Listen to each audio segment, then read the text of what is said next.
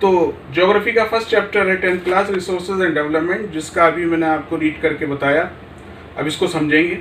हमारे एनवायरनमेंट में जितनी चीज़ें हैं जिनका हम अपनी ज़रूरतों के लिए इस्तेमाल करते हैं, टेक्नोलॉजिकली हो, इकोनॉमिकली हो, किसी भी तरह से, वो सब रिसोर्स कहलाती हैं।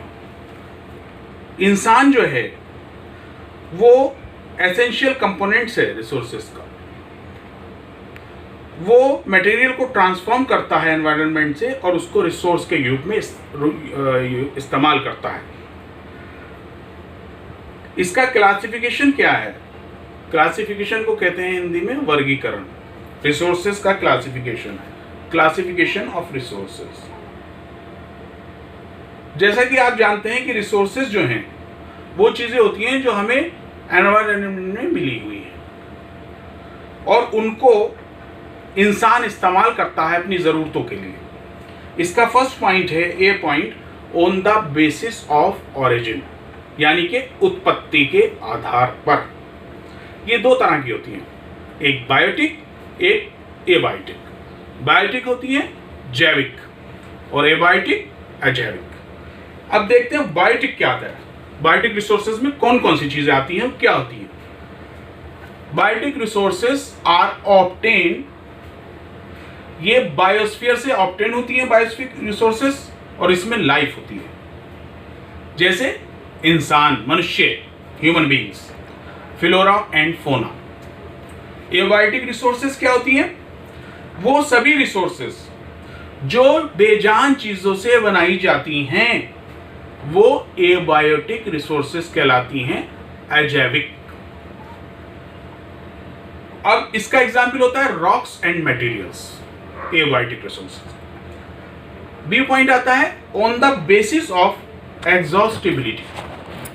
इसके दो पॉइंट हैं, एक रिन्यूएबल रिसोर्सेज, फर्स्ट पॉइंट इसका, वो रिसोर्सेज जिनका हम किसी भी तरीके से फिजिकली या केमिकली लगातार इस्तेमाल करते रहें, लेकिन उसके बाद भी वो मौजूद रहें, वो कभी खत्म नहीं होती, वो रिन्यूएबल रिसोर्सेज कहलाती हैं।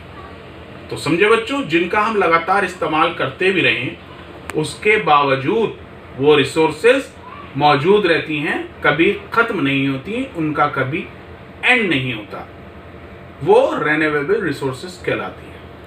इसके लिए एग्जाम्पल देखिए, जैसे solar energy and wind energy, water, forest, wild life.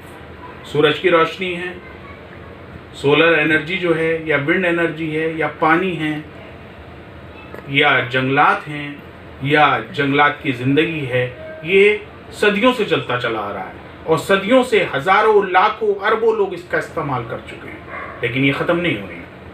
दूसरा आता है नॉन रिन्यूएबल रिसोर्सेज, वो चीजें जो हम लगातार इस्तेमाल करते रहें और वो एक टाइम में आने के बाद वो एक क्वांटिटी में होती हैं, तो एक टाइम में आने के बाद वो खत्म हो जाती हैं, वो कहलाती है नॉन रिन्यूएबल रिसोर्सेज।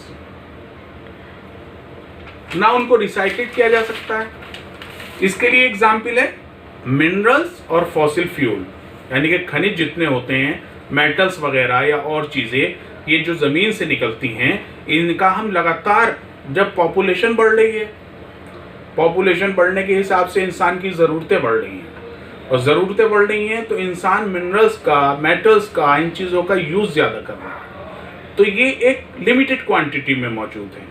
अगर इनका ऐसे ही इस्तेमाल होता रहा जिस तरह से इंसान कर रहा है, तो एक वक्त वो आएगा कि ये दुनिया से ख़त्म हो जाएंगी, तो ये रिन्यूएबल रिसोर्सेज कहलाती है। मुझे उम्मीद है इंशाल्लाह आपकी समझ में आ रहा होगा, और अगर आपको कोई भी डाउट्स हैं तो आप वो अपने प्लीज़ मुझे भेजें और वो क्लियर करें। इसके बाद आपका नेक्स्ट चैप्टर इंशाल्लाह, अभी ये जब पूरा हो जाएगा फर्स्ट चैप्टर, तो इसकी एक्सरसाइज कराई जाएंगी, आपको होमवर्क दिया जाएगा, इसमें से क्वेश्चंस बना के आप वो क्वेश्चंस करिए, अपनी नोटबुक बनाइए, और इंशाल्लाह स्कूल खुलने पे वो आपकी नोटबुक चेक होगी। अल्लाह हाफिज़।